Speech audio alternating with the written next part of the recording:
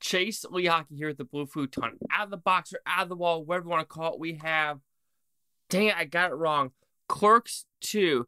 You might be wondering, wait a minute, did I pick this movie?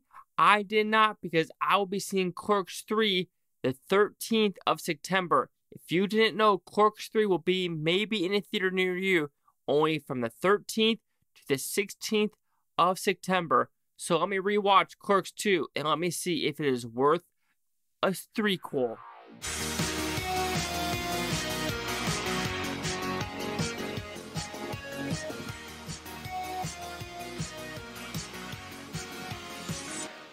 So Clerks 2, what's about? It's a very simple premise actually. You have Dante and Randall, you know, the mart they used to work at, burnt down, and now they are at a restaurant with Rosario, Dawson. Of course, you have Jane, Silent Bob. You have other characters as well to see if they're going to make it through life.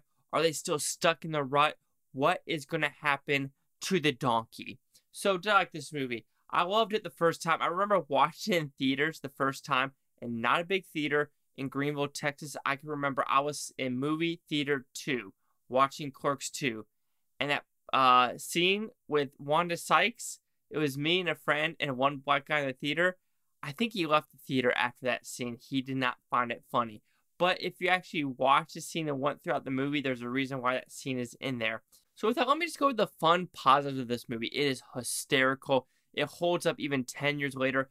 Even though Kevin Smith does extremely well with Clerks 2, I'm kind of scared what Clerks 3 is going to be. Why do I say that? Well, because Jane, Silent Bob Strikes Back, another freaking hysterical movie. But the Jane, Silent Bob reboot, it went in the safe territory of what we're at in today's day and age. I think he was afraid to use some of that language, some of that just offbeat stuff that happened in the 2006, 2001, this type of area of movies. And I'm afraid he's going to do the Clerks 3. He's going to go kind of small, kind of scaled down. And I'm a little disappointed that I'm just scared. I'm scared. I'm just looking at the Jane, Silent Bob reboot because it is hysterical. I think this humor needs to come back because we're so scared to offend people. This movie is just balls to the walls and a bash in the head, and you better understand this dirty humor because you know what? People still talk about this dirty humor. They really do. So let's come on and let's still do it on the screens. Like, we don't make that type of movies anymore. Then like his Red State, his Tusk, just off the wall type of stuff. The acting's great. The writing's super good. It makes you think about your life in general. Like, where are you at 33? And even though I've done some good stuff in the world, I wonder, like, I've always wanted to write a script. What is holding me back? That's right, the work I'm doing right now and trying to get this warrant test done. But there's a lot of stuff holding me back. Like, is it me or is it the job? Am I blaming myself or am I blaming the job? Like, if I'm blaming this person, but it's actually me, what am I actually blaming? Am I blaming my whole mental state of, like, I'm putting personal roadblocks? This is kind of what that movie goes for at the very end of the film. So, like I said, donkeys are in this movie. Slurs are in this movie. Everything under the sun is in this movie, and I think extremely works. The musical number, check it off the box. Some good dramedy, check it off the box. Some romantic comedy elements, check it off the box. Some Transformers, yes, check it off the box, even though they make fun of Transformers. Lord of the Rings, check it off the box. Star Wars reference, take it off the box. So this is some fun stuff in this movie. So some negatives of the movie, you could say some of the jokes don't land. You could say it is a little bit formulaic.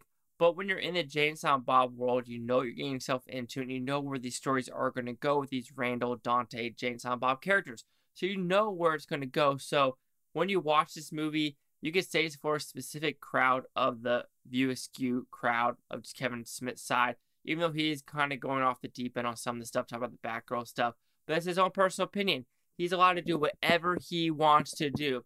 But overall, Clerks 2, after what this came out in 2006-ish? Yeah. Let's go 2006. 15 years later, 16 years later, the movie still holds up, and that's a test of time with his movies. Kevin Smith movies, they really do hold up. So Clerks 2 will receive a 4.5 out of 5 Futons, which equals that 90%.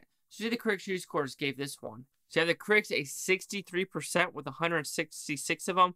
Audience score 84% with over 250,000. Here's the critic consensus.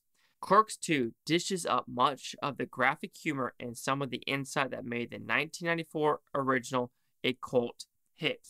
I have to agree. Humor's there. The story's there. And to me, it holds up on most cylinders, and that's a positive for a movie that's 17 years old. So, my 90, 84, 863. Chase out with the Blue Futon. Like, comment, subscribe. One more thing is Booftopia. You Booftons, thank you for watching. Have a fantastic day. Are you going to see Clerks 3? Did you even know it was going to come out?